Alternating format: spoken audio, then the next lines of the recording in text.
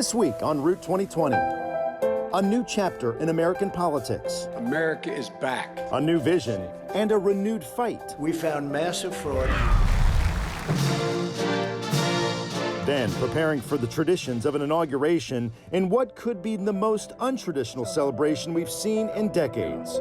It'll be something I'm sure much different. And one man's journey to not miss it. Haven't missed one since Nixon. Then a growing number of Americans tired of the turmoil. And I have never seen this kind of response by Americans. Americans who are now trying to figure out a new life in another country as we take you along Route 2020. This is what democracy looks like. Our house! Our house!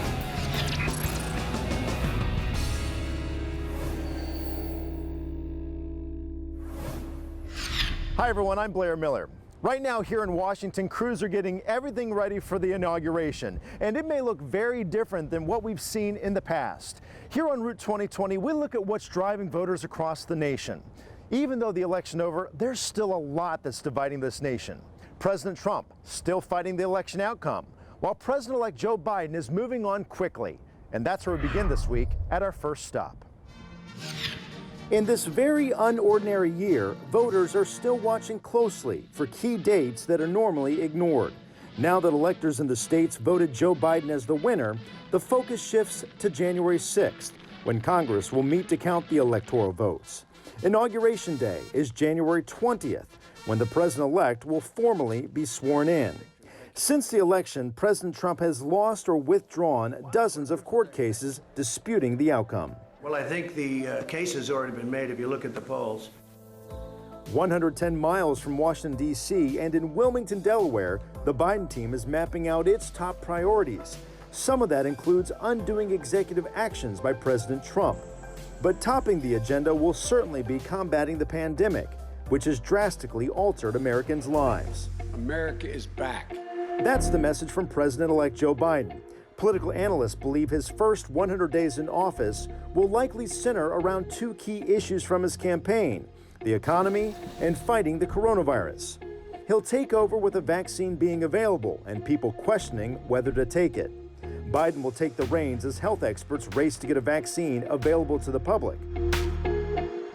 Transition officials say Biden's plans include an expansive stimulus plan to spur an economic recovery from the nation's coronavirus crisis, with cases and deaths continuing to climb. There is a great risk that we could stall out or even have a double dip recession if we continue to let this virus rage out of control like this. The team I'm announcing today will play a critical role in shaping our plan for action starting on day one. Much of his team has experience, and some could make history. Thank you for placing your trust in me to lead the Department of Homeland Security.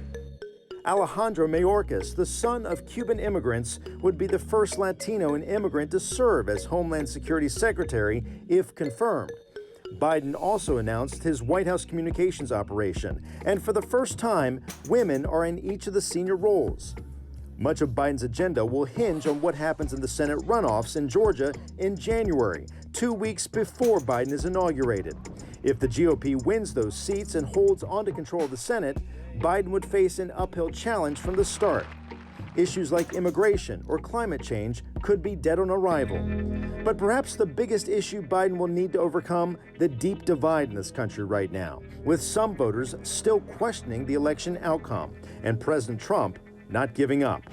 Biden says it's time for the country to move forward and be united. Our message to everybody struggling right now is this: help is on the way. All year, we've seen social unrest in cities across the country, including here on the streets of D.C. Route 2020's Kirsten Garris spoke with one political expert and asked what Biden will need to do to overcome the deep divide on some heavy issues. This summer leading up to the election, we saw protests really across the country, Dr. Rose, and people were calling for, criminal justice reform, even calling for dismantling, defunding police departments. President-elect Joe Biden, what does he have to do to really answer those concerns and answer those calls for change from voters? One area that they can really begin right away is to pick up the work that the Obama administration started, and that is in terms of having the federal government intervene with police departments and really making them accountable, holding them accountable in terms of their policing practices that target racial minorities, in some sense, fund their departments and the cities on the backs of racial minorities, and to make them more accountable to the people that they are policing. And then even during his acceptance speech, Mr. Biden publicly thanked and credited Black voters for his victory. And he said, you know, he would have their back. What does having their back look like in the White House in a Biden administration? So I think it means two things. One is the symbolic, that is putting people who look like them into key positions. So he's done that with the vice president. You see his transition team is made up of over 40% of people who are underrepresented in federal government posts. And I think the second piece is the substance, right? So really putting in place the policies, whether it's the law and order policing policies that we talked about, but probably more importantly is the economic, right? Because a lot of the issues stem from the economy. That was our Kirsten Garris talking with Dr. Justin Rose. A lot has to happen between now and the inauguration on January 20th. A big part of that includes how to pull off a massive public event during the coronavirus pandemic. We've spent weeks talking with officials to see how this inauguration may be unlike any we've seen before. Here on the steps of the U.S. Capitol, no signs of slowing down in the construction of the stage for the inauguration. Up above the district, surveillance flights like this one continue each day. These flight crews are checking radiation levels to make sure nothing unusual stands out. It's all part of the security protocols in place leading up to any inauguration. Previous inaugurations have drawn hundreds of thousands of people. Do solemnly swear that I will faithfully execute the office of President of the United States and will, to the best of my ability, preserve, protect, and defend The Constitution of the United States. Crowds covering the National Mall and lining the streets leading to the White House. But that's not likely to happen this year. When we were there, it was really big. It was a large... Lindsay Scola helped plan the inauguration for President Barack Obama. She says right now the Biden team is likely planning something similar to what we saw with the Democratic National Convention. They weren't able to do that in order to keep people safe, so they found some really creative solutions that actually made all of us feel like we were there in a way that we probably wouldn't if we were just watching the normal convention on our TV. So I'm sure there's a lot of creative conversations going on right now. Leaders of the inauguration committee say they still plan to honor the traditions of an American inauguration, but will do so by keeping people healthy and safe. Scola says it's a fine line. I think that we're not going to be able to see something with, over 1 million attendees like we had for the inaugurations in the past because of the pandemic. Phil Mendelson is the chairman of the Washington, D.C. City Council. He told me the pandemic is just one concern, with officials also keeping a careful eye on security. we want to make sure that the events are all orderly and that there's no effort at trying to disrupt things. I don't want to predict that. I'm not predicting that, but there's always that possibility. Coming up, we'll talk with a man who hasn't missed an inauguration in more than 50 years and why he's not sure he'll be here in January. Ahead on Route 2020, some Americans have had enough. Suddenly they're saying, hey, can I come to Canada? We're looking at how often it's really happening and why they're leaving.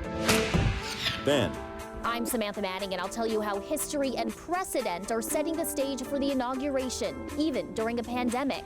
when Route 2020 returns.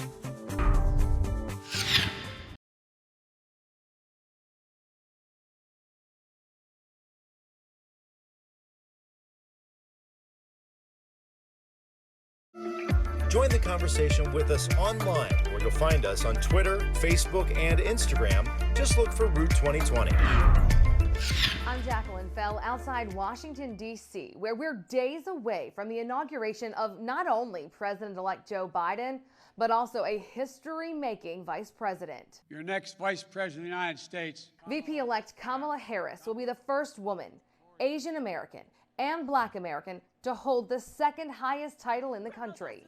That makes Harris's husband, Doug Emhoff, the first male and first Jewish spouse of any vice president, or any president for that matter. Harris has been breaking barriers for decades. Earlier in her career, she was also the first female Attorney General of California and first black senator from California. But while I may be the first woman in this office, I will not be the last.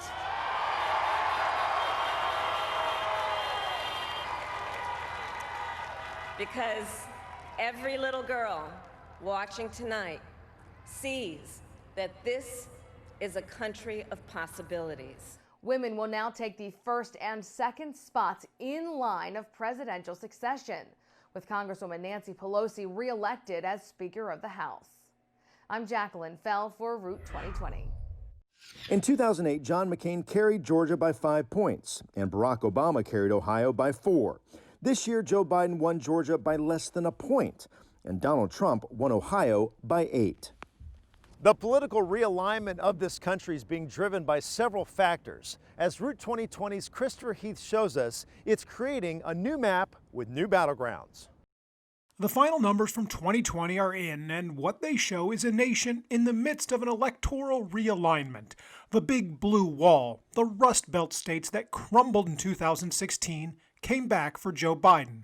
But for how long? Consider this. With the exception of Minnesota, the only state that stayed blue in 2016, every single state within the big blue wall has had a double-digit shift in the last decade. But they're not alone in changing. Colorado has moved in the other direction. So too has Arizona, Georgia, and Texas. Meanwhile, Florida and North Carolina have barely budged. But that's not the only data we've received from 2020. We also shattered voting records. You don't get that high of a turnout with only Democrats showing up to vote. You got to have both Democrats and Republicans voting. And you also have to have people who aren't really normally participating in the political process. As Dr. Michael McDonald of the University of Florida notes, across the country, people took advantage of vote by mail, many for the first time, to drive up turnout. Because we just had the highest turnout rate election. 2/3 of our electorate voted. That's the highest raw number of people who've ever voted. Somewhere around 159 million people voted. That's the highest turnout rate since 1900. That's an exceptionally high turnout rate. Within that turnout are a pair of trends for both parties to watch going forward. In the suburbs that ring Atlanta, Joe Biden overperformed with college-educated voters, while in South Florida, Donald Trump did almost 250,000 votes better than in 2016, by improving his standing among Latino voters. You know, to have that flip that dramatically from Hillary Clinton to what Joe Biden got, that's really the telltale sign. As former Republican Representative Bobby Olszewski pointed out the day after the election, this trend might be the emergence of a new political coalition, with states and regions within states shifting, creating a new electorate. At the end of the day, change is the only real constant. 2 decades ago, Colorado, Indiana, Virginia, and Missouri were all battleground states. This year, each was decided by more than 10 points. None were competitive. In Orlando, I'm Christopher Heath for Route 2020. Next on Route 2020, we found a rise in people headed for the Canadian border, trying to escape the American turmoil. So initially, there was a tremendous amount of fear from people saying, I don't know what's happening to this country. Then later, one man who hasn't missed an inauguration in more than 50 years. It just makes your heart feel good to come and see the United States of America working the way it was intended. But that's just part of his journey. Ahead on Route 2020.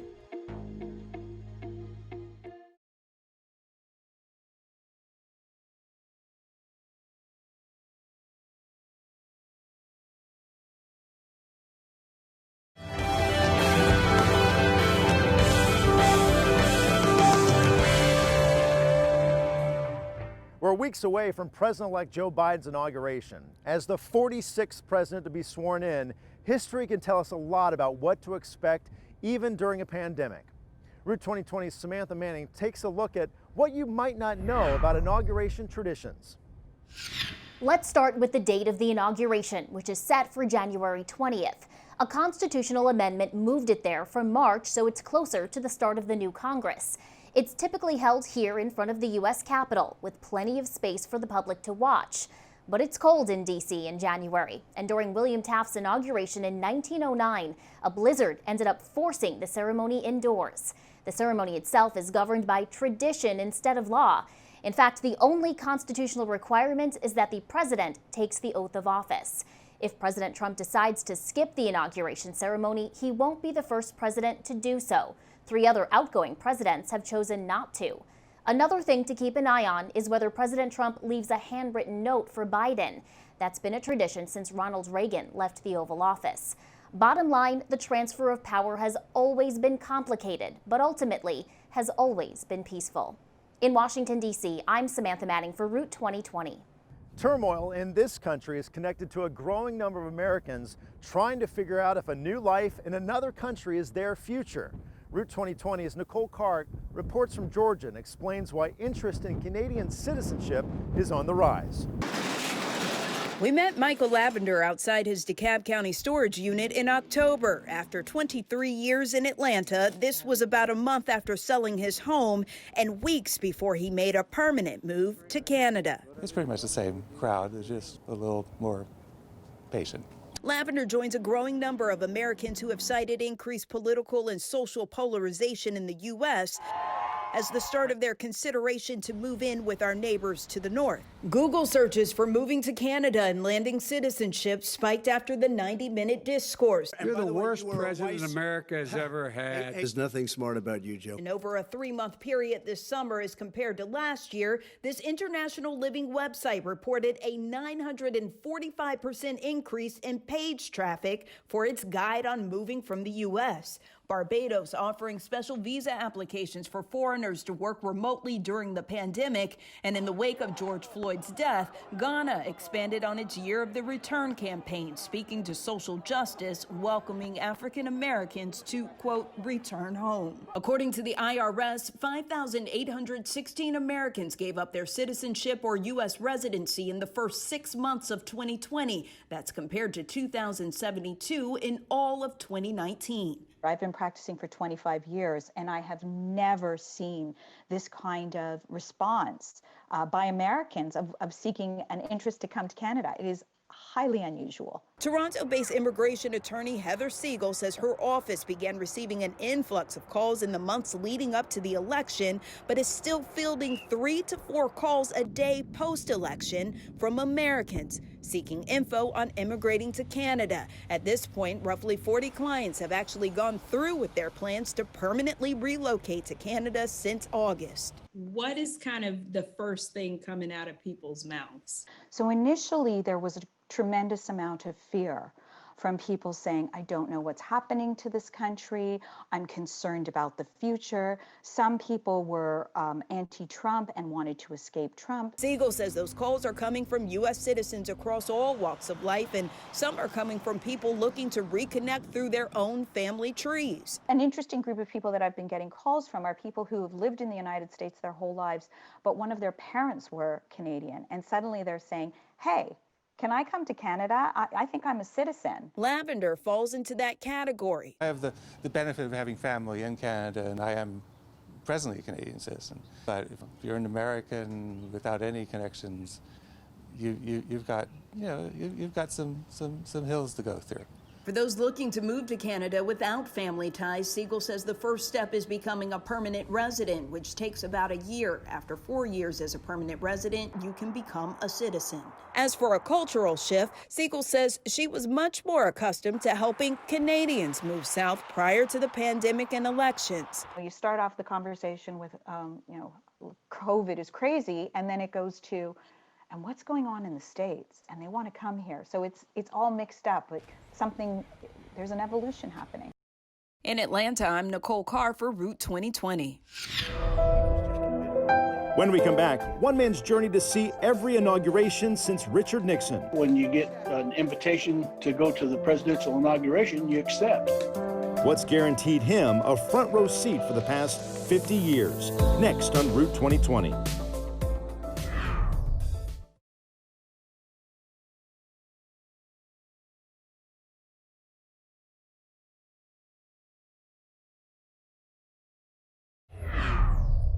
When the inauguration happens in January, one man hopes to be here. If so, it would be his 14th inauguration he's attended. But his story is not as much tradition as it is a deeper calling. In the small town of Freedom, Indiana, 75 miles north of Indianapolis, you find Sammy Davis. That's something just came up.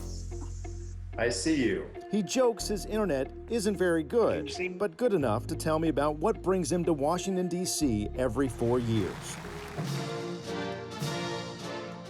Well, when you get an invitation to go to the presidential inauguration, you accept. He hasn't missed one since Richard Nixon was sworn in 1969. It just makes your heart feel good to come and see the United States of America working the way it was intended. Of all the inaugurations he's been to, it's the first one that still stands out as the most special because it was the first. The privilege of going to the White House and being there at this formal ceremony where the President of the United States is inaugurated. I mean, that was wow. But to know why Sammy Davis keeps coming back, you have to hear his journey far from the steps of the U.S. Capitol. He joined the Army in 1965 and was sent to Vietnam. One of our helicopters came in and sat down. It was there where, during a battle, Davis was wounded. Despite that and being told to take cover, Davis swam across a river with a broken back to help rescue 3 wounded American soldiers. You do for your brothers what you know they'll do for you. I'm not an overly brave man. I love my brothers. Those actions earned him the military's highest honor, awarded by President Lyndon B. Johnson in 1968. In the name of the Congress, the Medal of Honor to Sergeant Sammy L. Davis. If this video looks familiar, that's because it was also used in the movie Forrest Gump, except that they used Tom Hanks's head superimposed over Davis's. I'm the real Forrest Gump, except in the movie they stopped at the river and he only brought back 1 guy. I brought back 3 of my brothers. A Hollywood hero that keeps coming back to D.C. and keeps saying yes to the inauguration invite as a Medal of Honor recipient. Yet Sammy Davis is just fine being another face in the crowd, far from Freedom, Indiana, and in the heart of where freedom rings. We'll see what happens this year. Hopefully we'll get invited. And pretty sure that it's going to be greatly reduced from previous inaugurations, simply because they would not want 250,000 people to come and be involved. That would be way too much. They don't know if they're going to be able to invite the Medal of Honor recipients or not. They don't want us being involved with that many people. A lot of people have said the same thing all year long about the special moments and the milestones just not being the same. Weddings, birthdays, graduations, and just being with friends. All of it put aside as we wait out the coronavirus. But as we look to a new year ahead, we also looked at the changes that come with it. And not just in the political landscape, but in how we all live our own lives, hoping that 2021 brings back a sense of normalcy and brings back some of the things we may have once taken for granted. I'm Blair Miller. Thanks for watching Route 2020.